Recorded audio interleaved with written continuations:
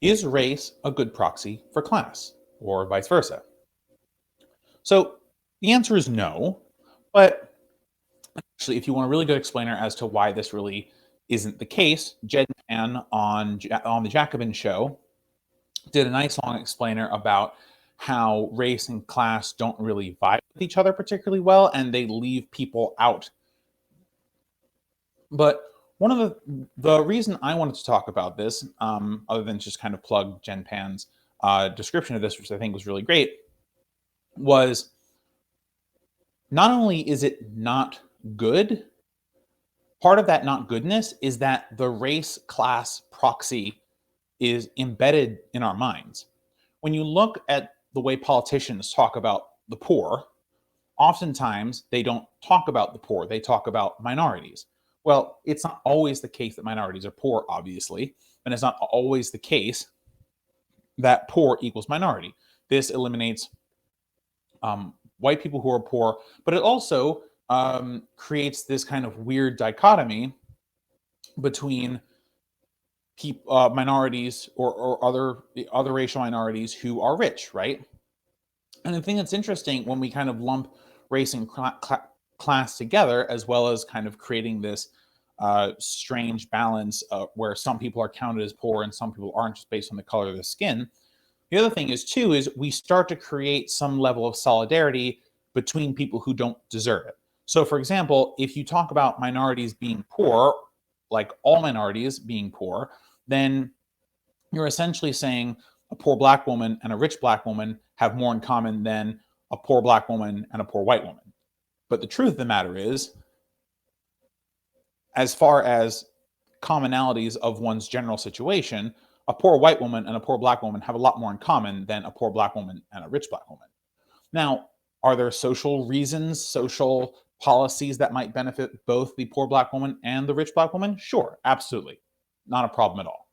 But as materialists, as people who think about these things through purely economic channel, as socialists, we need to think about our phrasing of these issues to talk about people in terms of their economic class and to create through our words, through our discourse, solidarity in terms of economics as opposed to social or race, right? Because that is the way that we create class consciousness, which ultimately gets us to where we want to be, which is the giving of the means of production to workers, right, and to non-capitalists. So, but this works on the other side too. You don't have to just use minority example, right? What does a poor white man and a rich white man have in common over a poor white man and a poor black man? Again, not that much. Sure, they share the color of their skin, and there might be social policies that might benefit them both. But truthfully, in one's general well-being, the two people who are poor are going to be the same. And by the way, the flip side of this is also true. Let's just take two rich examples. A rich white man and a rich black woman have way more in common than any of the combination of individuals I listed that being poor below. And by the way, there is already an ingrained class solidarity among the rich. You can see this in politics too, where people are going to vote very much in their own self-interest. And by the way, most of the people in Congress are rich anyway, right? They're not going to vote for things that you want. One, because they're bought, obviously, but two, there's a great amount of solidarity amongst the rich, regardless of what you look like. So we who are not in the rich classes need to recognize that we lose out in terms of solidarity when we associate ourselves on racial lines toward people who are much better off or much different than us as far as economics goes.